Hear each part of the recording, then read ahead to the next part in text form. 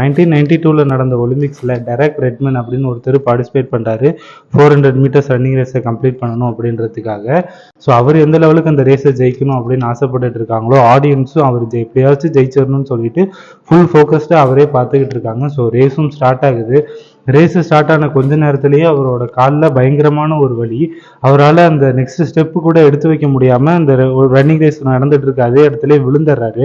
So அவரால் எந்திரிச்சு நிற்க கூட முடியல. பரவாயில்ல, நம்ம எப்படியாச்சும் அந்த ரேஸை முடிச்சே ஆகணும் அப்படின்ற ஒரு வெறியில் அவர் எந்திரிச்சு நின்று நடக்க முயற்சி பண்ணுறாரு. பட் அவரால் சுத்தமாக முடியல. அவரால் பெயினை தாங்கிக்க முடியாத அளவுக்கு பெயினில் அவர் கண்ணிலேருந்து தாரையாக தண்ணி கொட்ட ஆரம்பிக்குது.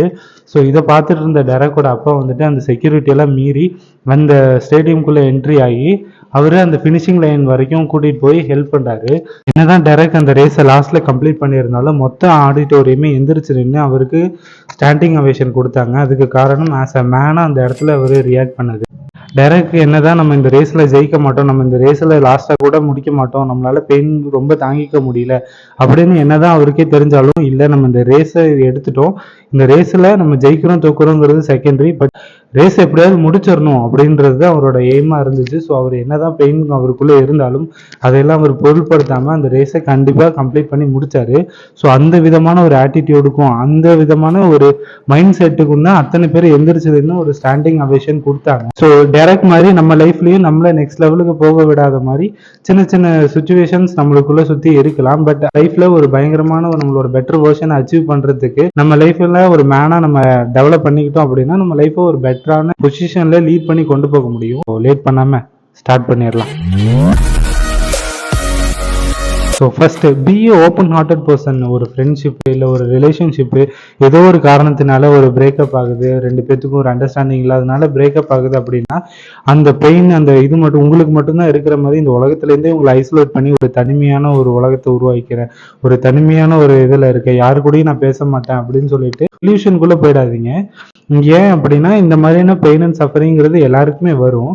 ஸோ ஒருத்தவங்க அப்படி பண்ணிட்டாங்க, இல்லை ஒரு பர்சன்னால எனக்கு இந்த லைஃப்ல இப்படி ஒரு பேட் மெமரிஸ் ஆயிடுச்சு அப்படின்னா நெக்ஸ்ட் வரப்போற பர்சனும் அப்படிதான் இருப்பாங்க அப்படிங்கிறதுக்கான எந்த விதமான நெசசரியும் கிடையாது. ஸோ நீங்க அதே மைண்ட் செட்டோட இன்னொரு பர்சன் கிட்ட பேசுறப்பையும் எங்க இவங்களும் நம்ம ஏமாத்திடுவாங்களோ, இந்த பர்சனோட நம்ம ரிலேஷன்ஷிப் வச்சிருந்தா எங்க இவங்களும் நம்மளை விட்டு போயிடுவாங்களோ அப்படின்னு எந்த விதமான தயக்கமும் இல்லாம இந்த மாதிரி ஒரு சுச்சுவேஷன் நடந்துருச்சு, அதனால இனிமே நான் யாரு கூடயுமே பேச மாட்டேன், இனிமே என் லைஃப்ல ஃப்ரெண்ட்ஸுங்கிறது வேற யாருமே இல்லை பார்ட்னர்ஸுங்கிறது வேற யாருமே இல்லைன்னு ஒரு க்ளோஸ் ஹார்ட்டட் பர்சனா இல்லாம just be open hearted person. நிறைய பேர் கூட பேசுங்க, அப்பதான் உங்களுக்கு ஒரு கிளாரிட்டி கிடைக்கும். எல்லாருமே நம்ம லைஃப்ல நல்லவங்களா இருக்க முடியாது, நம்மளும் எல்லார் லைஃப்லயும் நல்லவங்களா வாழ முடியாது. ஸோ சில பேர் சில சுச்சுவேஷன்ல அப்படிதான் ரியாக்ட் பண்ணுவாங்க. தலைவர் சொன்ன மாதிரி கடந்து போறதான வாழ்க்கை, just go with the flow, அவ்வளவுதான். Second, live as your father was dead. இது என்னதான் ஒரு ஆசான ஸ்டேட்மெண்ட்டா இருந்தாலும் இமேஜின் பண்ணிக்கோங்களேன், ஒரு 2 ஃபேமிலி இருக்காங்க. அந்த 2 ஃபேமிலியில ஒரு ஃபேமிலி மட்டும் நம்ம எடுத்துக்கலாம். அந்த ஒரு ஃபேமிலியில ஒரு பையன் வளர்றான். அந்த பையன் அவங்க அப்பா அம்மா மேல ரொம்ப பாசமா இருக்கு, அவங்க அப்பா அம்மாவும் பையன் மேல ரொம்ப பாசமா இருக்காங்க. அவங்க அப்பா அம்மா ஒரு நல்ல ஃபினான்ஷியல் பொசிஷன்ல இருக்கிறதுனால பையன் என்ன கேட்டாலும், பைக் கேட்டா காரை கொண்டு வந்து நிப்பாட்டுவாங்க. ஸோ அந்த மாதிரி அவனுக்கு என்ன நீடு இருந்தாலும் நம்ம எதையுமே அவனுக்கு மிஸ் பண்ணிடக்கூடாதுன்னு சொல்லிட்டு ஒவ்வொரு விஷயமும் பார்த்து பார்த்து அவனுக்கு செய்யறாங்க. ஸோ இந்த மாதிரி சுச்சுவேஷன்ல வளர்ற ஒரு பையனுக்கும் இன்னொரு ஃபேமிலி இருக்குன்னு சொல்லியிருந்தாலே அங்க ஒரு பையன் வளர்றான். அதே மாதிரி அப்பா அம்மா அவங்க மேல ரொம்ப பாசமா இருக்காங்க, பையனும் அப்பா அம்மா மேல ரொம்ப பாசமா இருக்கான். ஆனா அவங்க அப்பா அம்மாவோட பினான்சியல் பொசிஷன் சரி இல்லாததுனால அந்த பையன் ஏதாவது ஒண்ணு கேட்டான் அப்படின்னா அது அவனுக்கு கிடைக்க கொஞ்சம் லேட் ஆகுது. ஸோ அதனால அவனாவே வேலைக்கு போறான், நிறைய பெயின் கோத்ரூ பண்றான், அவனுக்கு என்ன வேணுமோ அவனாவே செஞ்சுக்கிறான், ஃபினான்ஸை பத்தி படிக்கிறான். ஸோ அவனுக்கு எது வாங்கணும் எது வாங்கக்கூடாது, அசட்னா என்ன, லயபிலிட்டினா என்ன, மணி எப்படி இன்வெஸ்ட் பண்ணணும், இந்த மாதிரி விஷயங்கள்லாம் கத்துக்கிறான். அவங்களுக்கு நாளைக்கு ஒரு பர்சனல் லைஃப் வரப்போ இதுல யாரு அவங்களோட ப்ராப்ளத்தை பெட்டரா ஹேண்டில் பண்ணுவாங்கன்னு நினைக்கிறீங்க? கண்டிப்பா முன்னாடி ப்ராப்ளத்தை ஃபேஸ் பண்ண ஒரு பையனாலதான் அவனோட லைஃப்ல வர ப்ராப்ளத்தை மெச்சோர்டா ஹேண்டில் பண்ணி அவன் லைஃப்பை ஒரு பாசிட்டிவ் டைரக்ஷனுக்கு கொண்டு போக முடியும். இன்னொரு பர்சனுக்கு ஒரு சின்னதா ஒரு பெயின் கூட வந்தது இல்லாததுனால அவனுக்கு ஒரு பெயின்னா என்னன்னே தெரியாது. ஸோ நாளைக்கு அவன் பார்ட்னர்கிட்டயோ இல்லை ஃபினான்சியலோ ஏதோ ஒரு பெயின்ஃபுல்லான ஒரு சுச்சுவேஷன்ல இருக்கிறப்போ அது எப்படி அவனுக்கு ஹேண்டில் பண்ணணும்னு தெரியாம ரொம்ப ஸ்ட்ரெஸ் ஆகிப்பான், இல்லை ரொம்ப டிப்ரெஷன்ல போய்ப்பான், எல்லாரும் மேலேயும் எரிஞ்செறிஞ்சு விழுவான். ஸோ இந்த மாதிரி திங்ஸ் எல்லாம் நடக்கும். ஸோ ஃபேமிலியை டிபெண்ட் பண்ணி தான் நீங்க இருக்கீங்க, ஃபேமிலியை டிபெண்ட் பண்ணி தான் நீங்க ஒரு திங்ஸுமே வாங்குறீங்க அப்படின்னா, ஃபேமிலி இல்லை அப்படின்னா நீங்க ஒரு பெரிய சஃபரிங்குள்ள போவீங்க. ஸோ அதனால அவங்க இருக்கிறப்பவே அவங்கள பார்த்துக்கிட்டு ஒரு ஃபாதர், அதாவது ஃபேமிலியில அப்பா தான் கண்டிப்பா வேலைக்கு போய் காசு தருவாங்க, சில ஃபேமிலியில அம்மாவும் போவாங்க. பட் யார் மணி தராங்களோ அவங்கள டிபெண்ட் பண்ணி இல்லாமல் உங்கள் லைஃபுக்கு தேவையான பணத்தை நீங்கள் ஏர்ன் பண்ணி அதை நீங்களே மேனேஜ் பண்ணி செலவு பண்ணி பழகுங்க. நாளைக்கு ஏதாவது ஒரு தப்பான ஒரு சுச்சுவேஷன் நடந்தால் கூட உங்கள் ஃபேமிலியை உங்களால் பாசிட்டிவான டைரக்ஷனுக்கு லீட் பண்ணி கொண்டு போக முடியும். பட் ஐ நோ இது என்னதான் ஒரு ஹார்ஷான ஸ்டேட்மெண்ட்டாக இருந்தாலும் this is very very important and powerful statement. இந்த மொத்த வீடியோலேயே இது ரொம்ப முக்கியம். Depend on your family. Just imagine live as your father was dead. Don't change your opinion just to please others. ஒரு ரிலேஷன்ஷிப்பில் ஒரு பொண்ணு ஒரு பையன் இருக்காங்க. அந்த பையன் வந்துட்டு ஸ்ட்ரிக்டாக ஸ்மோக்கெலாம் பண்ணாதடா உடம்புக்கு கெடுதல்னு சொல்லிட்டு ஃப்ரெண்ட்ஸுக்கும் இல்லை வெளியில் யாராவது ஒரு பர்சனை மீட் பண்ணால் அவங்களும் அவங்க கூட க்ளோஸான பர்சன் ஆனாங்க அப்படின்னா ஸ்மோக்லாம் பண்ணாத அப்படின்னு ஸ்ட்ரிக்டாக அட்வைஸ் பண்ணக்கூடிய ஒரு பர்சன். பட் இந்த பொண்ணு வந்துட்டு ஏன் ஸ்மோக் பண்ணால் என்ன தப்பு, நம்ம என்ன இவ்வளோ ஸ்மோக்லாம் பண்ணாமல் இருந்தால் நம்ம சாகாமவே இருக்க போகிறோம், நம்ம எப்படியோ சாக தான் போகிறோம், நம்மளுக்கு பிடிச்ச மாதிரி நம்ம வாழ்ந்துட்டு சாகுறோம் அப்படின்னா உடனே அந்த பையனும் ஆமாம் ஆமாம் இதில் என்ன தப்பு இருக்குது, நம்ம நினச்ச மாதிரி தான் நம்ம வாழணும், இந்த நீயும் ஸ்மோக் பண்ண நானும் ஸ்மோக் பண்ணுறேன்னு சொல்லிட்டு போகிறான். ஸோ இப்போ உங்களோட ஒப்பீனியனை நீங்களே வேல்யூ பண்ணல, உங்களோட செல்ஃபை நீங்களே வேல்யூ பண்ணல அப்படின்னா இன்னொரு தேர்ட் பர்சன் வந்துட்டு உங்களோட ஒப்பீனியனையோ இல்லை நீங்கள் சொல்கிற விஷயத்தையோ பிலீவ் பண்ண மாட்டாங்க. அதாவது லாஜிக்கலாக இருக்கிற ஒப்பீனியன்ஸை தான் நான் வேல்யூ பண்ண சொல்கிறேன். அதுக்காக நீ பண்ணுறது தப்பு அப்படின்னு ஒருத்தவங்க லாஜிக்கலி உங்ககிட்ட வந்து எக்ஸ்பிளைன் பண்ணால் இல்லை இல்லை ஐ நோ அப்படின்ற மாதிரி இருக்காதீங்க. உங்களுக்குன்னு ஒரு வேல்யூபிளான ஒப்பீனியன்ஸ் இருக்குல்ல, என் லைஃப் எப்படி தான் நான் பார்க்குறேன், என் லைஃப் எப்படி தான் நான் வாழணும்னு ஆசைப்படுறேன் அப்படின்ற மாதிரி வேல்யூபிள் ஒப்பீனியன்ஸ் இருக்குல்ல. ஸோ அந்த வேல்யூபிள் ஒப்பீனியன்ஸை ஒரு தேர்ட் பர்சனை இம்ப்ரெஸ் பண்ணணும், இல்லை ஒரு ரிலேஷன்ஷிப்பில் உங்கள் பார்ட்னரை இம்ப்ரெஸ் பண்ணணும் அப்படின்னு நீங்கள் பண்ணீங்க அப்படின்னா அது அவங்களுக்கு இம்ப்ரெசிவாகவும் இருக்காது. நீங்கள் என்ன விஷயம் சொல்கிறீங்களோ அந்த விஷயத்துக்கு ஆப்போசிட்டாவோ இல்லை அந்த விஷயத்தை கிளாரிஃபை பண்ணுற மாதிரி நீங்கள் ஒரு விஷயம் சொன்னால் தான் உங்கள் மேலே அட்ராக்ஷன் வரும். இந்த மாதிரி சொல்கிற எல்லா விஷயத்துக்கும் ஓகே ஓகே ஓகேன்னு சொல்லிட்டு இருந்தீங்க அப்படின்னா அவங்களுக்கு உங்கள் மேலே பெருசாக அட்ராக்ஷன் வராது. நீங்கள் உங்கள் கண்ணுக்கு ஒரு ஃப்ரெண்ட்லியான ஒரு பர்சனாக தான் தெரிவிங்க.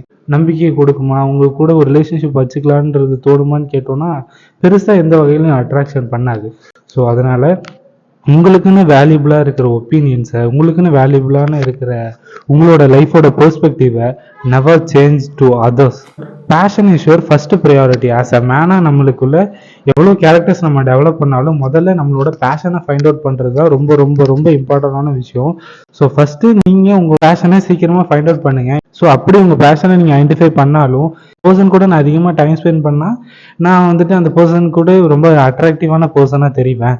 ஸோ அதனால என்னோட பேஷனை நான் சாக்ரிஃபைஸ் பண்ணிவிட்டு அந்த பர்சனோட நான் டைம் ஸ்பெண்ட் பண்ணுறேன் அப்படின்னு ஒரு பர்சன் கூட நீங்கள் டைம் ஸ்பெண்ட் பண்ணிக்கிட்டு இருந்தீங்க அப்படின்னா சாரி, அந்த டைம் ஒரு குவாலிட்டியான டைமாக இருக்குமான்னு கேட்டால் எனக்கு தெரியாது. பட் நீங்கள் எந்த லெவலுக்கு அந்த பர்சனை லவ் பண்ணுறீங்களோ அதை விட அதிகமாக உங்கள் பேஷனை லவ் பண்ணீங்க அப்படின்னா கண்டிப்பாக அந்த பர்சனுக்கு நீங்கள் ரொம்ப அட்ராக்டிவான பர்சனாகவும் ரொம்ப வேல்யூபிளான பர்சனாகவும் தெரிவிங்க.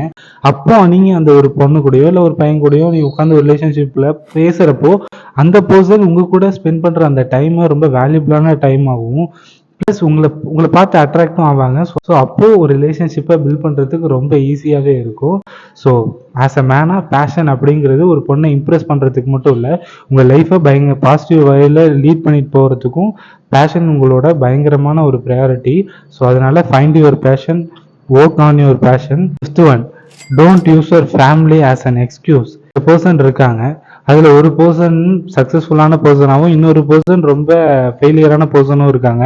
ஃபெயிலியரான பர்சன்ட்ட போய் நீங்கள் ஏன் இப்படி இருக்கீங்க, ஏன் உங்கள் ஃபெயிலியருக்கு என்ன காரணம்னு நினைக்கிறீங்க, ஆக்சுவலி எங்கள் ஃபேமிலி என்னை ஒரு நல்ல காலேஜ்லேயே சேர்க்கல, எனக்கு எந்த மாதிரியான கோர்ஸ் எடுக்கணுன்ற நாலேஜ் அண்ட் கைடன்ஸு சுத்தமாகவே இல்லை, என்னோட ஃபேமிலியில் பயங்கரமான ஃபினான்ஷியல் ட்ரபிள்ஸு, ஸோ அதனால் என்னால் எதுவுமே எக்ஸ்பெரிமெண்ட் பண்ணி பார்க்க முடியல, எனக்கு ஸ்டார்ட் அப் ஐடியாஸ் இருந்துச்சு, எனக்கு இதை பண்ணணும்னு ஆசை இருந்துச்சுன்னு அப்படின்னு அவங்க பண்ணாததுக்கு என்னென்னலாம் ரீசனோ அது எல்லாத்தையுமே ஒன்று ஃபேமிலி மேலேயும் இல்லை சொசைட்டி சரியில்லை, கவர்மெண்ட் சரியில்லைன்னு சொல்லிட்டு அதர் பர்சன் தூக்கி பழிய போட்டுருவாங்க. அவங்க லைஃப்பை பாசிட்டிவாக ஜெயிச்ச பர்சன்ட்ட போயிட்டு சார் நீங்கள் உங்கள் லைஃப்பை பாசிட்டிவான வழியில் லீட் பண்ணிட்டு போயிருக்கீங்க, இதுக்கு என்ன காரணம் அப்படின்னு கேட்டிங்கன்னா எனக்கு சின்ன வயசுலேருந்தே பயங்கரமான கடன் பிரச்சனை ஃபேமிலிக்கு இருந்துச்சு, அந்த மாதிரி கஷ்டத்தை ஃபேஸ் பண்ணி வளர்ந்துட்டு இருந்தேன். அப்படி இருக்கிறப்போ நான் ஸ்டடியும் பெருசாக படிக்காததுனால ஸோ எனக்கு இந்த மாதிரி ஃபினான்ஷியல் ட்ரபிள்ஸ் நிறையாவே இருந்துச்சு. இப்போ நான் அந்த ட்ரபிள்ஸை ஓவர் கம் பண்ணி வரணும் அப்படின்னு டிசைட் பண்ணி அதுக்கு என்னென்ன வழி இருக்குது அப்படின்னு சொல்லிட்டு எல்லாத்துலேயுமே நான் ஒர்க் பண்ணேன்.